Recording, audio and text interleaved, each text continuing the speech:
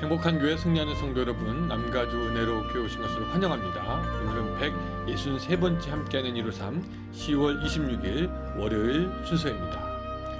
여러분, 김민식님의 오동나무 이야기 들어보셨습니까? 이분이 이런 얘기를 했어요. 거듭 이야기하지만 무거우면 좋은 나무이고 가벼우면 나쁜 나무인 것이 아니다. 가볍고 물러서 싼 것도 있다. 물은 오동나무는 악기의 울림통을 만들기에 적절하고 장을 짤 때 서랍 재료로 요긴하다. 서랍은 힘을 받지 않는 부분이어서 오동나무를 썼다. 약한 나무가 반드시 필요한 곳이 있다. 서랍에 소나무를 쓰면 뒤틀려 수월하게 여닫지 못할 것이고 단단한 참나무는 겨울철 온돌방에서 갈라진다. 여러분, 재밌지 않습니까? 우리는 있는 사람, 가진 사람, 할 만한 사람만이 중요한 사람이 아닌가 생각하지만 사실 예수 그리스도 안에서 중요하지 않은 사람이 없고 가치가 없는 사람이 없습니다. 그 누구든지 그 모습 그대로 하나님께 나오면 하나님은 인정하여 주시고 받아주시고 함께하여 주시는 것입니다. 중요한 것은 내가 무엇이 되어야겠다, 무엇이 안 된다, 이것이 중요한 것이 아니라 하나님께 나아가는 것이 중요한 것이죠. 오늘 아침 하나님 앞으로 나아가십니까? 참 잘하시는 겁니다. 하나님 앞에 나아가 그분의 손에 붙들려 지금 나의 상황과 삶이 어떠하든지 하나님께 귀히 여김받으며 쓰임받는 여러분들의 삶, 이번 일주일이 됐으면 좋겠습니다. 우리 같이 팀 켈러 목사님에 의하면 기도는 세 가지 부류가 있다고 합니다. 먼저는 위를 향한 기도, 주님께 초점을 맞춘 찬양과 감사가 여기에 속한다고 하고요. 이것을 경외하는 기도라고 불러도 좋다라고 이야기합니다. 다음은 자기 성찰과 고백으로 죄를 더 깊이 인식하고 이어서 한층 절절하게 은혜를 체험하며 사랑을 확신하는 안을 향한 기도가 있다라고 합니다. 이것을 친밀한 기도라고 하고요. 마지막 세상을 사는 다른 사람들에게 필요를 집중하며 간구하며 중보하는 밖을 향한 기도가 있다 합니다. 오늘은 이 세 가지의 기도 중에 위를 향한 기도를 먼저 좀 살펴보려고 합니다.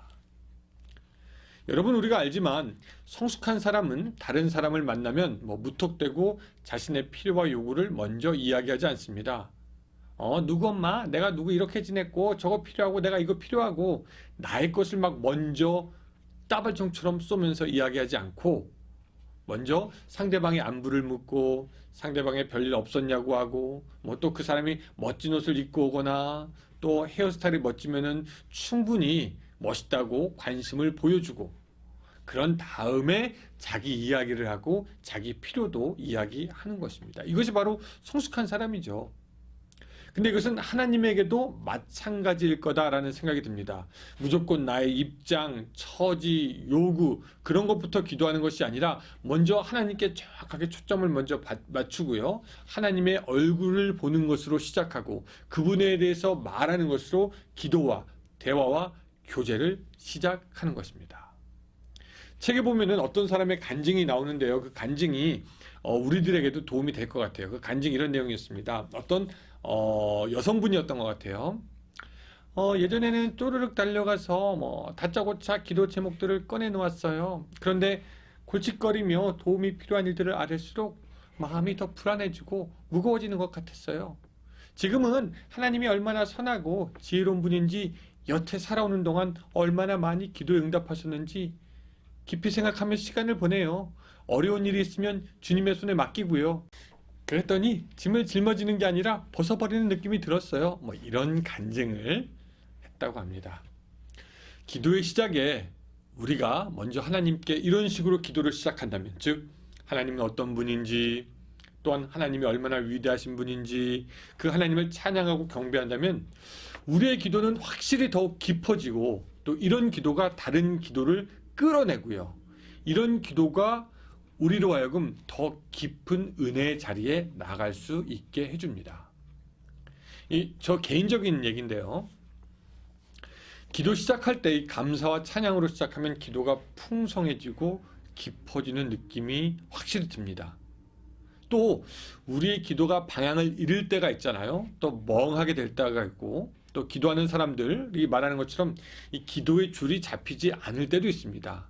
근데 그런 때 감사와 찬양의 기도를 올리면은 기도가 제자리를 잡아가고요. 다시 기도줄을 잡을 수 있게 되고 다시 기도의 위치에 나를 올려놓을 수 있게 되는 것을 봅니다. 그래서 기도를 할 때 감사와 찬양으로 시작하는 것은 굉장히 중요하고 또한 이것은 모든 기도의 전문가가 우리에게 충고해 주는 것이기도 합니다.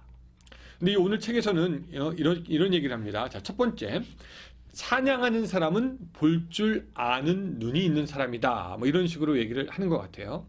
이 저자가 들려준 C.S. 루이스라는 사람의 이야기가 재밌습니다. C.S. 루이스라는 사람은 맨 처음에 이렇게 생각했대요. 하나님이 잘난 척하느라고 자꾸 인간에게 자기를 찬양하라고 하시는가, 이렇게 엉뚱한 생각을 했다라는 겁니다. 근데 이 C.S. 루이스가 깊이 생각해 본 결과 하나님이 위대한 분이라는 것을 깨닫고 그것을 또한 높이는 것은 사실 제대로 볼 줄 아는 눈과 지혜가 있다라는 것을 증명한다라고 얘기합니다. 무슨 얘기냐면 겸손하고 균형 잡히고 매사에 정확하게 볼 줄 아는 눈을 가진 사람은 하나님을 보면 볼수록 그 위대하심에 더욱더 놀랄 수밖에 없고, 그러니 찬양을 계속할 수밖에 없다라는 것입니다. 그저 하나님을 찬양하는 것은 하나님을 제대로 보고 인식하고 경험하고 있다는 것을 의미합니다. 하지만 매사에 짜증을 내고 불평을 늘어놓는 그런 생각이 좁은 사람은 좀처럼 하나님을 찬양하지 못합니다. 그러니까 하나님에 대한 찬양이 많은 사람은 하나님을 있는 그대로 보고 인정하고 지혜가 있는 사람인 반면, 하나님에 대한 찬양이 없는 사람은 매사가 꼬이고 불편하고 생각이 좁은 사람이 되는 것이죠. 그래서 오늘 여러분들의 감사와 찬양이 막힌다면은 오늘 여러분들은 하나님을 정확하게 보고 있는가, 여러분들의 영적인 상태는 어떤가 되돌이켜 생각해 볼 필요가 있습니다. 또 이런 얘기를 하는 것 같아요. 찬양하지 않는 사람은 절도하는 사람이다. 여러분, 절도가 뭡니까? 도둑질이죠. 요새 표절에 대한 문제들이 많이 있습니다. 사람들이 자기가 작곡하지 않은 것, 자기가 만들지 않은 것을 자기가 한 것으로 속여서 발표하는 것이 표절이죠. 그 원작자에게 감사하며 그 공을 돌리지 않으니까 절도 행위라고 봅니다. 인간은 창조주가 아니기 때문에 우리는 스스로 자립해서 살 수가 없는 존재죠. 그런데 우리가 살면서 가지고 받고 누리고 이런 모든 것들을 내가 잘나서 하는 것이라고 생각하면 이것도 절도요, 표절이라는 겁니다. 감사는 마땅히 크레딧을 받아야 할 원저작자에게 공을 돌리는 것이고, 상황을 정확하게 보고 인식하는 사람이 당연히 하나님께 가야 할 것을 가게 하는 행위가 되는 것입니다. 여러분, 오늘 여러분들의 삶 하나님께 받은 것이고 여러분들이 누리는 것 하나님께 받은 것이라면 당연히 하나님께 감사와 찬양을 돌려야 하는 줄로 믿습니다. 마지막 한 가지입니다. 뭐냐면은 찬양하는 습관을 가지라는 것입니다. 이 감사와 찬양은 우리의 기도 중에 습관이 되어야 합니다. 기쁜 일을 만날 때 그것을 감사로 연결해야 되는데, 이 C.S. 루이스라는 사람은 거기에 하나를 더 갖다 붙입니다. 가장 낮아졌을 때 감사하고 경배하는 습관을 들이지 못하면 지극히 높은 상황에서 하나님을 경배하기는 몹시 어렵다. 그렇다. 낮아졌을 때조차 우리가 감사하지 않는다면 혹시나 우리가 높아지더라도 찬양할 수 없다. 그러니까 우리는 어느 때든지 찬양과 감사가 나오는 훈련을 해야 하는 것입니다. 많은 사람들이 하는 말이 뭐냐면요. 목사님, 감사할 게 있어야 감사하죠. 힘들고 어려운 일이 있는데 무엇을 감사합니까? 그런 말이 틀린 말이 아닌 것처럼 여겨지긴 해요.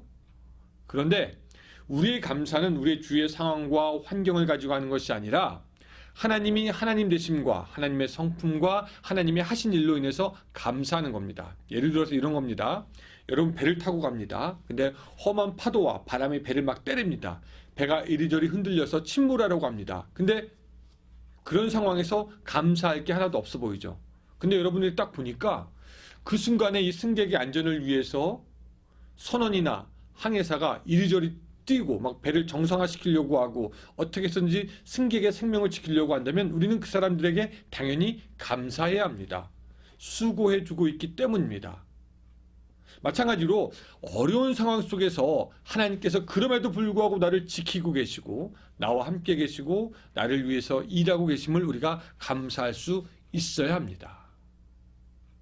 환경 때문에 감사하지 못한 사람은 보지 못하는 사람이죠. 하나님이 그 가운데서도 지금 역사하고 계심을, 우리의 기도 속에 우리의 하나님이 아버지가 되심을 제대로 감사할 수 있는 신앙이 바로 성숙한 신앙입니다. 제 기도도 좀 돌이켜보면요, 사실 기도하면서 너무 급히 간구하는 기도로 들어가는 경우가 많고, 많은 순간에 제 이야기부터 기도하는 순간이 참 많았었던 것 같습니다. 그러니까 우리 좀 이제 기도할 때는 좀 의식적으로 하나님께 감사하고 찬양할 때 여러분이 기도의 문이 더욱더 환하게 열리게 될 것을 믿으시기 바랍니다.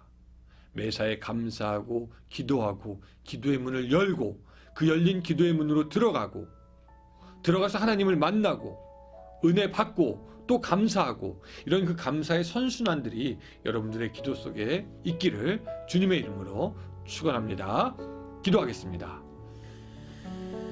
하나님, 메마른 우리의 입술에 감사가 넘칠 수 있도록 도와주시옵소서.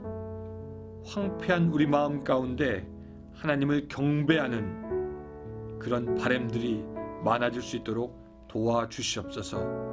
우리의 감사와 찬양이 환경과 상황에 의한 것이 아니라 내가 무엇을 지금 갖고 있느냐에 의한 것이 아니라 하나님의 하나님 되심과 그 하나님이 우리의 아버지 되심과 지금도 나와 함께 하심을 감사하는 성숙한 감사하는 자가 될 수 있도록 도와주시옵소서. 오늘 하루 시작합니다. 이 하루 시작하면서 우리가 감사할 때 하나님 기도의 문을 열어주시고 그 문으로 우리가 들어가게 하여 주시옵소서. 예수님의 이름으로 기도드리옵나이다. 네, 감사합니다. 이제 또 30분 기도하는 시간이 되었는데요. 이 기도 여러분 뭐부터 시작하겠습니까? 예, 감사부터 시작하는 것입니다. 감사로 오늘 기도 시작하는 30분이 되시기를 바랍니다. 네, 안녕히 계세요.